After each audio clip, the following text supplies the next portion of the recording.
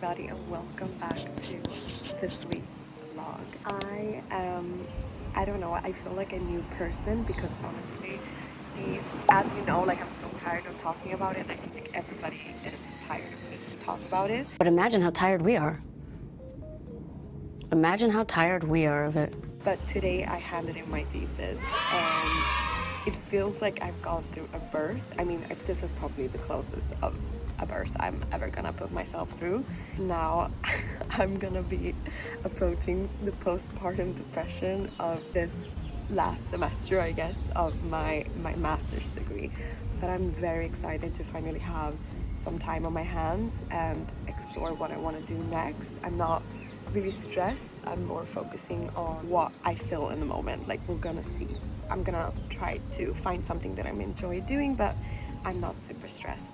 Besides that, I have a very intense week because this is the week where my class from my class from Sweden is coming to Rome. They're doing it like as an excursion, and obviously if I was living in Sweden I would be going as well, but I'm already here and I looked at the schedule and it's packed. Like, there's museums, a lot of galleries, there's a lot of churches. We're gonna see how many of those I'm gonna join in on. I'm not a super big fan of Baroque art, to be honest, and especially church art, and there's a lot of that during the Renaissance and the Baroque, which is also why I kind of steered away from that. Yeah, that's what's on the agenda. The vlog after this, I'm gonna be in Sweden, and I recently also booked a trip to China. I'll be going to China for 2 weeks, and from there I'll be going back to Japan, and I'm so excited. It's kind of a post-graduation vacation trip. I have always wanted to go to China. You know, who've been following me for a while, I had this visa issue when I was living in Japan to fly into China, but thankfully now I don't even need a visa, so it's just great timing for me to go before I kind of need to commit to other responsibilities, I guess. Yeah, the weather in Rome this May has been crazy unpredictable. Like, usually around this time it's like beach days every weekend. I'm usually very tanned. Instead, this year it's been a lot of rain and a bit chilly and then warm and then chilly and warm, and today the day started with rain and now it's hot, so I don't really know, but yeah.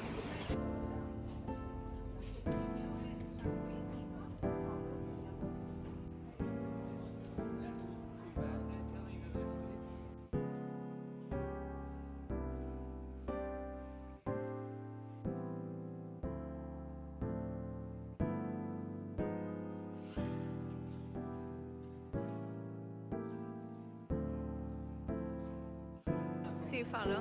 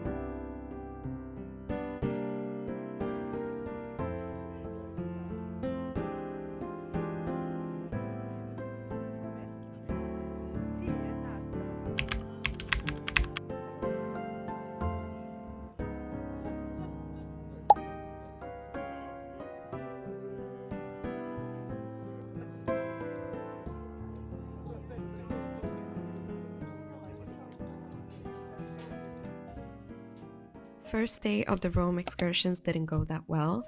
The first location was Musei Capitolini, and thank God it was that one because I already been a few times, and if you're an art history student you have free entry, so that was good. Because I missed the entry because I was gonna bypass a guy in a car that was standing by a traffic light, and when I passed by he didn't blink, so he literally came on top of me. Like, Sono letteralmente stata calpestata. I'm not even joking.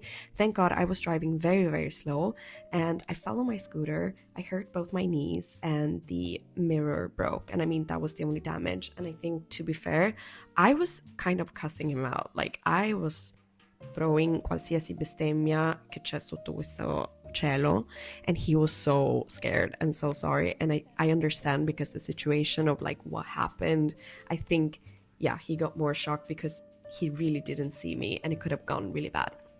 But anyways, the day 2 was a bit better. We started with 2 churches. Now, again, I'm not the biggest fan of roaming around in churches because a lot of the churches in Rome are very Baroque heavy, and as you're going to see in this one. But the reason why we went is because there are some important noble family chapels, and obviously they commission a lot of big artwork. So in this one you have, I think, at least one Caravaggio, so there were a lot of people there, a lot of school classes. And yeah, that was the early morning, and it was actually very interesting because obviously we were there with our teacher who has done his PhD in Renaissance art, so it's kind of nice. It's like going with a guide, but like a professional guide and not just somebody who tells you random facts about Rome, you know. But this is somebody who obviously has very detailed information. Then I came back home, and as you can see, I have been going through it because when I was filming this, I hadn't handed in my thesis yet. I wanted to get done before my class got to Rome, but it eventually got handed in a bit later. So I don't know, my room has just been a mess. And the day after that, we were more going towards museums, so less churches, more museums. And I filmed in this piazza quite so many times because I really like the fountain. And what you can think about the next time you are in Rome is you can see if the fountain has an old thermal bathtub or an old sarcophagus, and in this case it was a sarcophagus. And on the agenda it was Galleria Spada, a museum I've never been to. It was quite small. The highlight for me personally was, though, in the courtyard there was an optical illusion from the 16th century. So you're gonna see this long colonnade, which is much shorter than you might actually think, and the statue at the end of it, it's only 90 centimeters high. And this shows how interested the Renaissance movement was with optical illusions in art and artworks. The last gallery for the day was Galleria Doria Pamphili, which also was one of the noble family residences. We're going to see one of the privately owned family chapels that are usually included in one of these buildings, obviously. And if you want a way to easily distinguish between Renaissance and Baroque, is that the Baroque movement didn't really enjoy that much of empty space. So you can see that both in the architecture, there's a lot of movement, there's a lot of detail. It's almost, I would say, very maximalistic. So while the Renaissance favored more balance, rationality, harmony, the Baroque movement wanted more drama, more movement, and you can see this in the way the bodies are portrayed.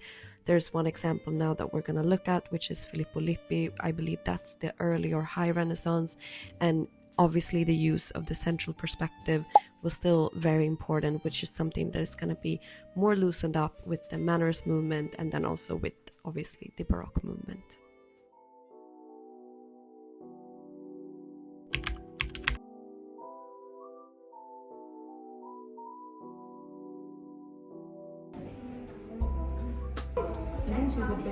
She's a bit taller. Wow! I always thought that we were the same height, but actually you're taller.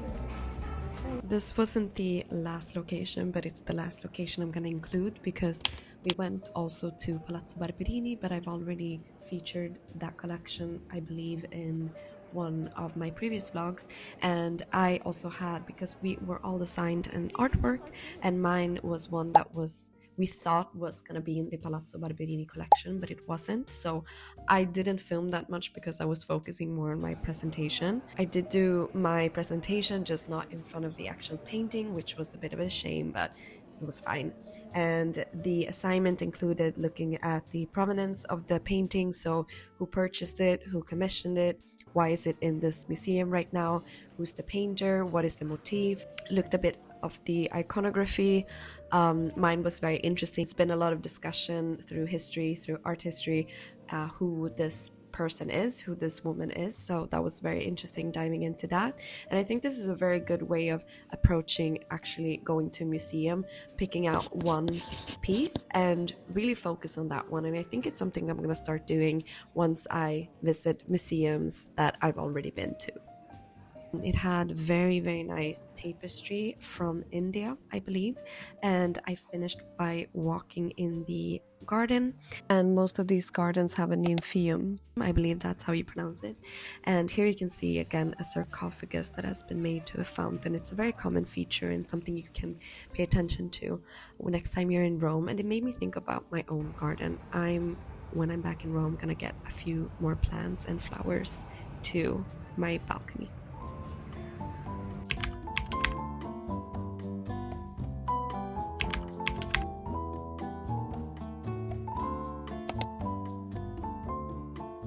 I have not had a minute to come on here, but I received such an exciting thing in the mail now, like a week ago. So it is a journal, and okay, I'm gonna show it to you how cute this is in my favorite color, this like wine, burgundy, brown, lovely little journal. It's from Ruby Merlot. I don't know if you've seen them. Oh, damn. I also got two of the notebooks. Okay, that's really exciting. I want to install it together. Inside there's one little charm, and also I chose a light pink strap, and I think this color combination is gonna look really cute together.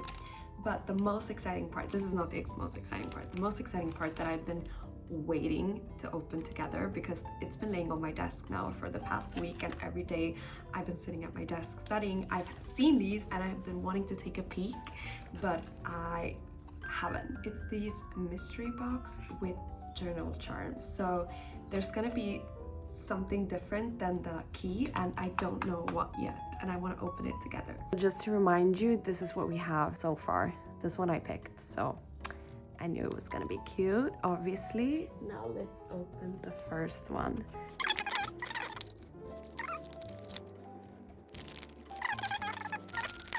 Oh, that's cute. It's a rabbit. It's really cute. And then this one was like so much heavier.